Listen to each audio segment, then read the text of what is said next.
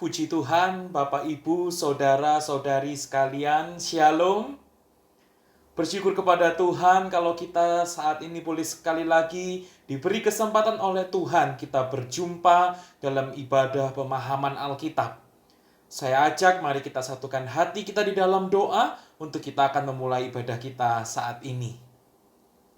Terima kasih Tuhan buat semua kasih setiamu, buat anugerahmu, buat kebaikanmu yang berlimpah-limpah yang kau berikan bagi setiap kami Tuhan.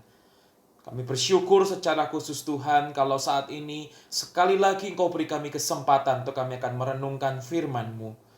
Tuhan, permohonan kami, tolonglah kami untuk kami boleh menangkap apa yang menjadi isi hati-Mu bagi setiap kami. Roh Kudus bekerjalah secara bebas, menolong setiap kami untuk memahami firman Tuhan. Di dalam nama Tuhan Yesus Kristus kami berdoa. Amin. Bapak, Ibu, Saudara-saudari, bagian Alkitab yang akan kita pelajari saat ini saya ambil dari Mazmur 133. Mazmur 133, mari kita buka Alkitab kita dan saya beri judul Pentingnya Persatuan. Pentingnya persatuan. Jikalau kita sudah mendapatkannya, maka saya akan membacakannya untuk setiap kita. Mazmur 133 ayat yang pertama sampai dengan ayat yang ketiga dalam bahasa Indonesia masa kini. Nyanyian syiarah Daud. Alangkah baiknya dan senangnya kalau umat Allah hidup rukun. Itu seperti minyak wangi berharga yang dituangkan ke atas kepala Harun, lalu turun ke leher bajunya. Atau seperti embun di gunung Hermon yang turun ke bukit-bukit Sion. Di sanalah Tuhan menurunkan berkat-Nya, kehidupan untuk selama-lamanya. Bapak, Ibu, Saudara-saudari, Mazmur 133 itu juga merupakan Mazmur syiarah, yang dimana Mazmur syiarah ini biasanya dinyanyikan saat berziarah ke Yerusalem. Nah, yang termasuk dalam jenis Mazmur syiarah ini, seperti yang sudah kita pelajari di Jumat yang lalu dan Jumat ini, yaitu dari Mazmur 120 sampai dengan Mazmur 134. Sehingga Mazmur 133 merupakan bagian di dalamnya. Nah, Bapak, Ibu, Saudara-saudari, Mazmur 133 ini sendiri mengajak untuk seluruh umat Israel untuk tetap hidup bersatu dengan rukun dalam segala keadaan. Mari kita akan melihat dari ayat yang pertama sekarang. Dikatakan di situ nyanyian syiarah Daud, alangkah baiknya dan senangnya kalau umat Allah hidup rukun. Bapak, Ibu, Saudara-saudari, kerukunan dalam sebuah keluarga, dalam sebuah family, merupakan hal yang sangat-sangat indah, sangat-sangat baik, sangat-sangat menyenangkan bagi masyarakat secara umum. Nah, hal itu juga merupakan hal yang begitu baik, begitu indah, begitu menyenangkan bagi orang-orang Israel. Bagi umat Israel, warisan yang diberikan bagi mereka biasanya tidak lalu dibagi, tetapi dikerjakan bersama-sama antar saudara. Baik itu berupa ladang, baik itu berupa ternak, dikerjakan bersama-sama oleh satu saudara, kakak beradik, mengerjakannya secara bersama-sama. Nah, sebab itu Bapak, Ibu, Saudara-saudari, merupakan hal yang sangat menyedihkan ketika lalu kakak dan beradik yang merupakan saudara itu harus saling bertengkar dan kemudian entah karena sesuatu dan dua hal mereka bertengkar lalu mereka harus berpisah dan mereka membagi harta mereka itu, mengerjakan harta mereka sendiri-sendiri. Nah, kalau kita mengingat di dalam Alkitab, dari mula kita tahu ada contoh-contoh yang menyedihkan, di mana antar saudara, di dalam satu keluarga, mereka saling bertengkar. Misalnya, kalau kita mengingat Kain dan Habel. Karena persembahan Kain tidak diterima oleh Tuhan, sedangkan persembahan Habel diterima oleh Tuhan. Maka yang terjadi, Bapak Ibu Saudara-saudari, Kain timbul rasa iri hati kepada Habel. Lalu mengajak Habel pergi dan memukul Habel sampai Habel meninggal. Nah, pertengkaran yang lain, kalau kita ingat, perselisihan yang lain juga timbul dari Abraham dan Lot, di mana harta mereka terlalu banyak. Sebab itu, ladang yang mereka punya tidak cukup menampungnya, sehingga mereka berdua harus berpisah. Perselisihan itu juga terjadi kalau kita mengingat mengenai Esau dan Yakub, di mana mereka berdua juga karena memiliki ternak yang begitu banyak, ladang yang tidak cukup, mereka berdua harus berpisah. Nah, pemazmur, Bapak Ibu Saudara-saudari, dalam Mazmur 133 ini mengajak setiap umat Israel untuk agar jangan sampai umat Israel seperti beberapa contoh orang-orang di dalam keluarga Israel. Agar mereka tidak lalu menjadi berselisih, bertengkar, dan mereka memisahkan diri. Contoh-contoh yang telah kita bahas tadi itu merupakan contoh-contoh yang sangat disesalkan, yang sangat tidak baik, yang perlu dihindari oleh umat Israel sebagai umat Tuhan. Nah, Bapak Ibu Saudara-saudari, namun sebaliknya, kalau kita melihat di dalam kitab Ulangan 25 ayat yang ke-5 sampai dengan ayat yang ke-6, saya akan bacakan dalam bahasa Indonesia masa kini. Ulangan 25 ayat yang ke-5 sampai dengan ke-6 berkata demikian. Kalau orang-orang yang bersaudara tinggal bersama, lalu salah seorang dari mereka itu mati tanpa meninggalkan anak laki-laki, maka jandanya tak boleh kawin dengan orang lain di luar keluarga mendiang suaminya. Saudara almarhum wajib kawin dengan janda itu. Anak laki-laki sulung mereka harus dianggap anak saudara yang mati itu, supaya ia mempunyai keturunan di antara bangsa Israel. Nah, Bapak Ibu Saudara-saudari, jadi dari mulanya umat Israel itu diberi oleh Tuhan sebuah peraturan, sebuah hukum, jikalau ada keluarga, saudara yang tinggal bersama-sama di dalam satu rumah, kakak beradik, lalu kakaknya itu menikah, punya istri tapi tidak punya anak, dan lalu kakak itu meninggal, maka peraturannya adalah adiknya itu sebaiknya menikah dengan istri dari kakaknya itu. Dan kalau mereka berdua itu mempunyai anak, maka anak itu secara hukum akan diakui sah sebagai anak dari kakaknya yang sudah meninggal itu. Bapak Ibu Saudara-saudari, ini menunjukkan apa? Ini menunjukkan betapa umat Israel sangat mementingkan persatuan, kerukunan di dalam keluarga besar mereka. Dan yang lebih penting lagi, mengapa mereka harus melakukan semuanya itu? Karena ternyata hukum yang Tuhan berikan ini merupakan sebuah hukum yang menunjukkan ciri khas gaya hidup umat Tuhan, yang membedakan dari orang-orang bangsa-bangsa lain di sekitar mereka yang bukan umat Tuhan.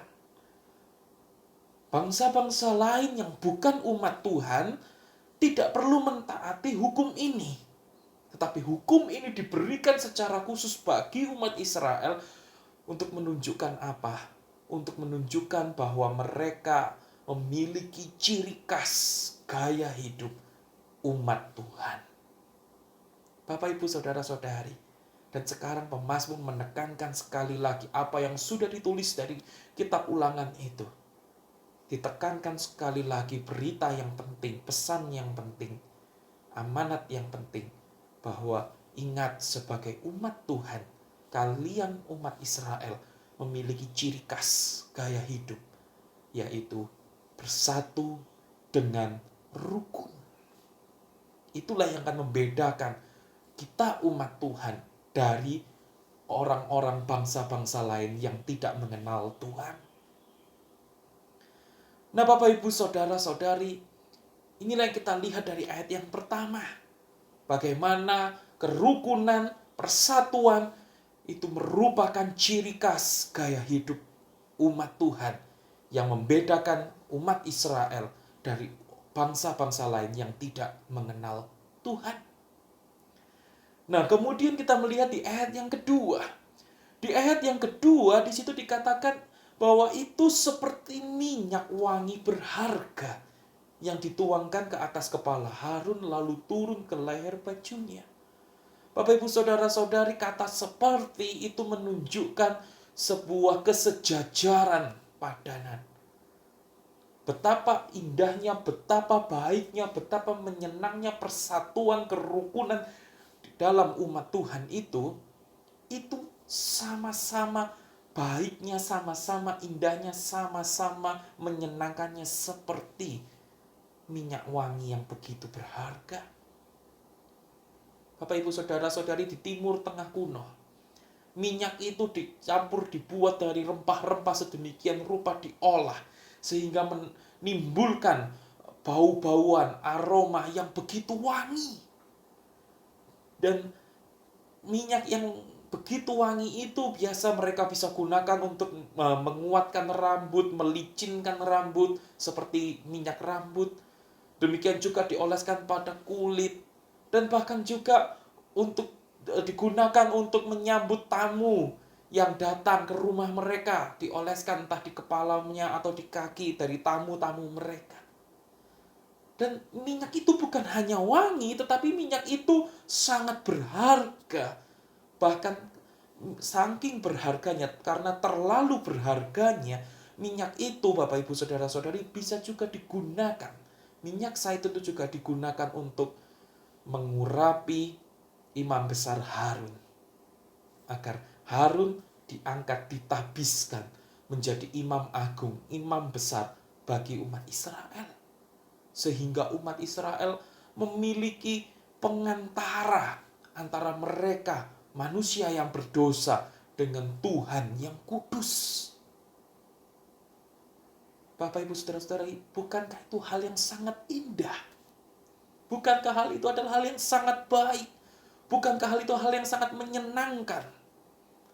Dan sedemikian juga itulah pemazmur mengatakan betapa indahnya jikalau umat Tuhan hidup dalam persatuan, hidup dalam kerukunan. Nah, lalu untuk menekankan kembali betapa indahnya, betapa baiknya, betapa menyenangkannya hidup dalam persatuan, hidup dalam kerukunan itu sebagai umat Tuhan, di ayat yang ketiga lalu kita melihat sekali lagi pemazmur memakai kata seperti. Dan kali ini pemazmur mengatakan seperti apa? Embun di gunung Hermon yang turun ke bukit-bukit Sion.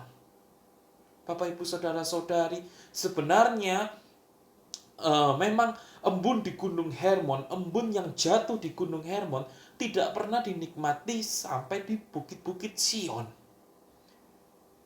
Gunung Hermon berada di atas daripada bukit-bukit Sion dan jaraknya itu sampai 200 km. Tetapi penekanan yang ditekankan dalam gaya puisi, dalam bahasa puisi ini oleh pemazmur ini adalah apa? Yang terpenting adalah embun itu menunjuk pada berkat Tuhan. Artinya, Tuhan memberikan berkat-Nya kepada umat Israel, kepada tanah Israel, dalam bentuk menurunkan embun. Bapak Ibu Saudara-saudari, embun itu seringkali dipandang menjadi hal yang sangat krusial bagi tanah Israel. Mengapa? Karena dari embun itu maka muncul perairan yang baik di tanah Israel. Sehingga itu akan mengairi tanaman-tanaman mereka, sehingga tanaman-tanaman mereka bisa menghasilkan buah-buah yang bisa mereka makan, dan juga itu mengairi ladang mereka, sehingga ladang yang mereka kerjakan itu bisa menghasilkan, sehingga mereka, umat Israel, bisa makan. Dan itu semua mereka pandang sebagai berkat Tuhan. Tetapi yang menarik, bahkan Tuhan mengatakan bukan hanya berkat secara jasmani, secara fisik, makanan sehari-hari yang Tuhan sediakan bagi mereka, tetapi juga bahkan sebagai umat Tuhan, Tuhan mengaruniakan kepada mereka kehidupan untuk selama-lamanya. Bukankah berkat Tuhan yang sedemikian luar biasanya itu begitu indah, begitu baik, begitu menyenangkan? Nah, sedemikian juga begitulah betapa baiknya, betapa indahnya, betapa menyenangkannya jikalau umat Tuhan hidup dalam persatuan dan kerukunan sebagai gaya hidup, ciri khas gaya hidup umat Tuhan yang membedakan mereka dari bangsa-bangsa lain yang tidak mengenal Tuhan.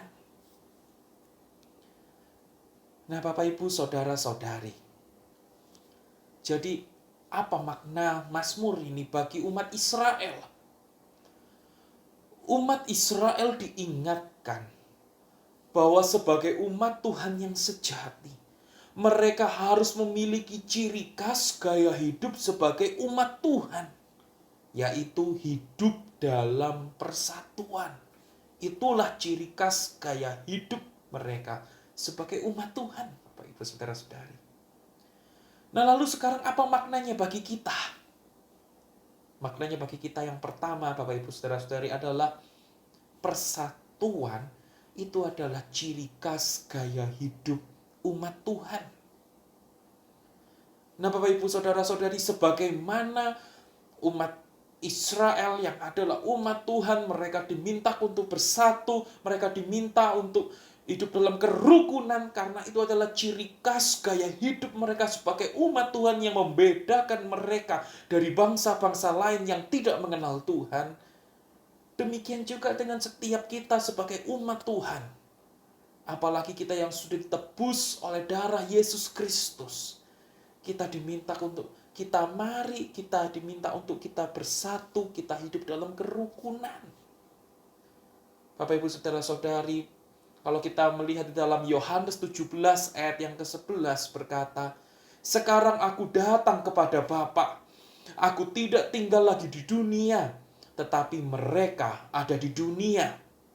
Bapa yang suci, jagalah mereka dengan kekuasaan nama Bapa, yaitu nama yang sudah Bapa berikan kepadaku, supaya mereka menjadi satu, sama seperti Bapa dan aku juga satu."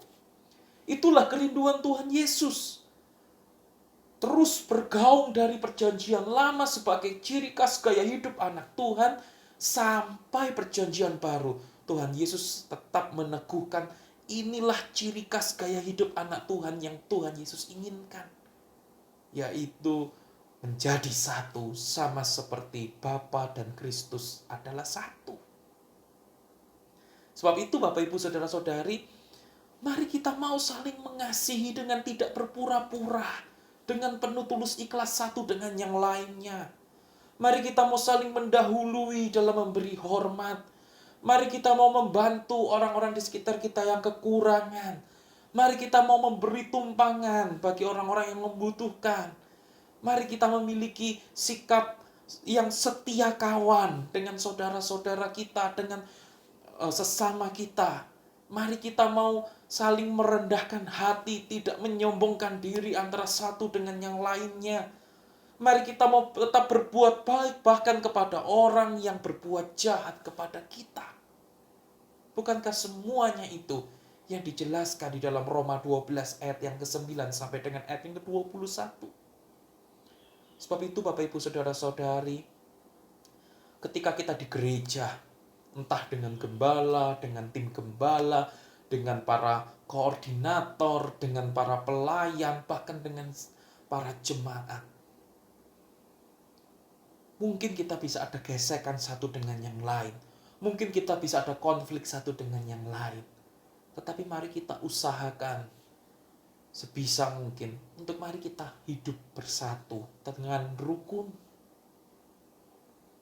Bahkan kita dengan tetangga-tetangga kita, kita dengan saudara-saudara kita, kita dengan teman-teman kita, rekan kerja kita, teman sekolah kita, atau bahkan mungkin dengan orang-orang dimanapun juga yang kita temui. Mari kita usahakan untuk kita hidup dengan rukun.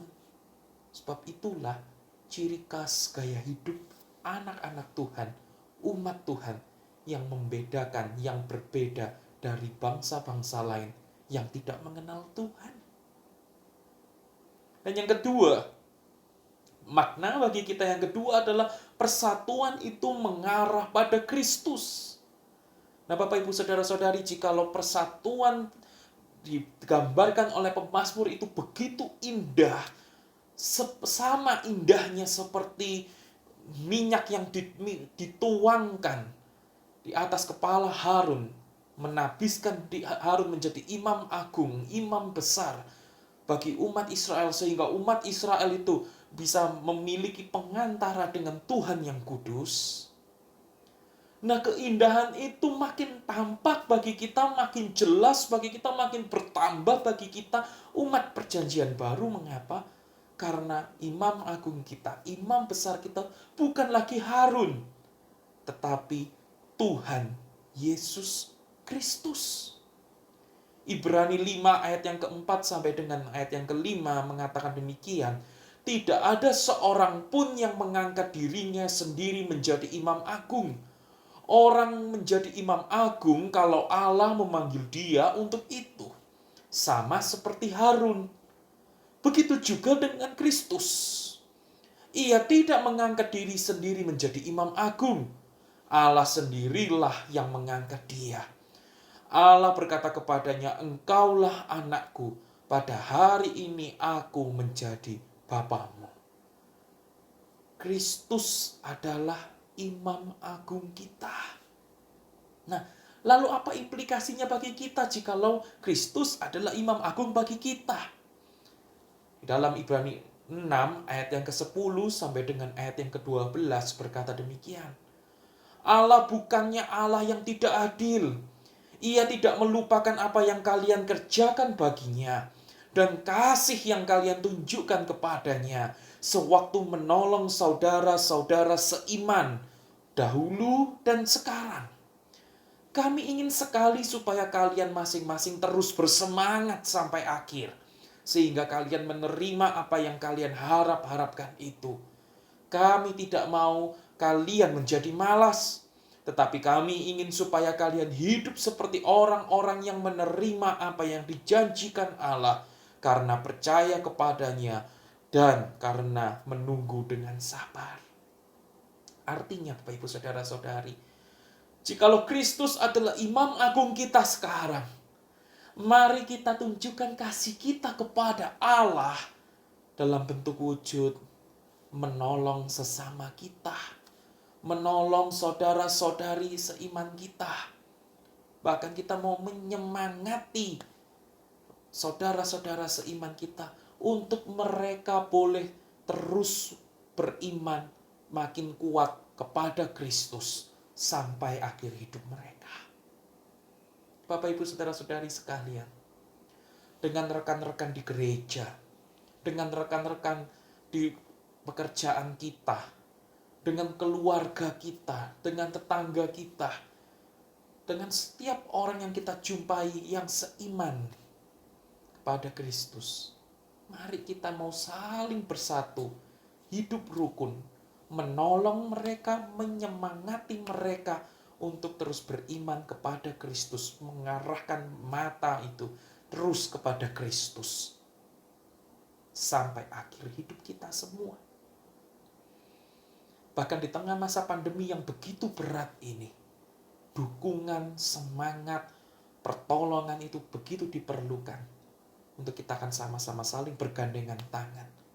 Supaya iman kita tidak menjadi lemah, tetapi di tengah-tengah pandemi dan segala pergumulan yang berat yang harus kita hadapi ini, bahkan di tahun 2021 yang makin banyak bencana juga yang terjadi, mari kita saling bergandengan tangan untuk terus mengarahkan mata kita kepada Kristus. Iman kita bukan makin lemah, tapi makin kuat kepada Kristus, bahkan sampai akhir hidup kita.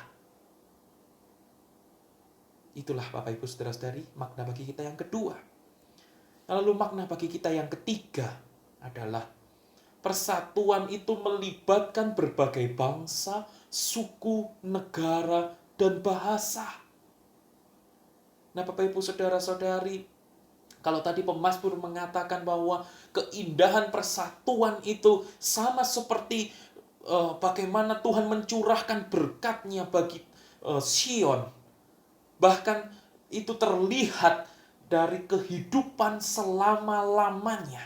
Berkat yang Tuhan berikan itu begitu indah bagi Sion. Demikianlah indahnya persatuan dan kerukunan. Nah demikian juga dengan kita. Kita perlu sadar Bapak Ibu Saudara-saudari, bahwa kalau dikatakan berkat kehidupan selama-lamanya, sampai selama-lamanya. Nah, mari kita lihat sekarang di dalam Wahyu 7 ayat yang ke-9. Kita perlu memahami bahwa demikian kata firman Tuhan, sesudah itu saya melihat lagi, lalu nampak lautan manusia yang luar biasa banyaknya. Tidak ada seorang pun yang dapat menghitung jumlahnya. Mereka adalah orang-orang dari setiap bangsa, suku, negara, dan bahasa. Dengan berpakaian jubah yang putih-putih dan dengan memegang dahan-dahan pohon palem di tangan, orang-orang banyak itu berdiri menghadap tahta dan menghadap anak domba itu. Bapak Ibu Saudara-saudari sekalian, sadarilah bahwa nanti di akhir kita akan bersama-sama menghadap tahta anak domba itu. Bersama-sama dengan seluruh kaum dari bangsa, suku, negara, dan bahasa. Sebab itu, biarlah mulai dari sekarang kita mau hidup bersatu, tidak pilih-pilih. Di dalam hidup saudara seiman, kita hanya mau yang sebangsa dengan kita, satu suku dengan kita, senegara dengan satu bahasa dengan kita, lalu yang berbeda dari kita, kita tolak, kita jatuhkan. Bapak Ibu Saudara-saudari, jangan sampai kita menjadi batu sandungan, lalu orang lain menjadi tidak percaya kepada Kristus. Atau bahkan orang sudah mau percaya kepada Kristus, jadi tidak bisa percaya kepada Kristus karena kita menjadi batu sandungan bagi mereka. Atau bahkan kita tidak mau menjangkau orang-orang yang berbeda dari kita, sehingga mereka tidak bisa menerima Yesus Kristus. Tapi sebaliknya, biarlah kita justru menjadi berkat, menjadi terang, karena kita mau bersatu juga dengan orang-orang yang berbeda bangsa, berbeda suku dengan kita, berbeda negara dengan kita, berbeda bahasa dengan kita, sehingga mereka boleh kuat imannya dalam Kristus. Bahkan orang-orang yang belum mengenal Kristus, mereka jadi mau percaya kepada Kristus. Ketika mereka membutuhkan, mereka boleh datang kepada kita dan kita ajak mereka kepada Kristus. Biarlah kita menjadi berkat dimanapun kita berada. Amin. Mari kita berdoa. Tuhan, terima kasih karena Kau mengingatkan kepada kami bahwa begitu indahnya, begitu pentingnya, begitu baiknya, begitu menyenangnya persatuan itu Bapa. Sebab itu kami mohon Tuhan, tolong kami supaya kami bisa hidup dengan rukun. Jikalau mungkin ada konflik, jikalau mungkin ada perbedaan pendapat, jikalau mungkin ada gesekan, biarlah kami mengusahakan hidup rukun sebagai ciri khas gaya hidup anak Tuhan. Apalagi Tuhan, kami tahu kami sudah ditebus oleh darah-Mu. Dan kami tahu nanti pada akhirnya di hadapan tahta anak domba, kami akan bersatu sekalipun beda bangsa, beda negara, beda suku, beda bahasa. Biarlah kami Tuhan mau hidup dalam persatuan dengan rukun. Terima kasih Tuhan. Dalam nama Tuhan Yesus Kristus kami berdoa dan mengucap syukur. Amin. Puji Tuhan, Tuhan Yesus memberkati.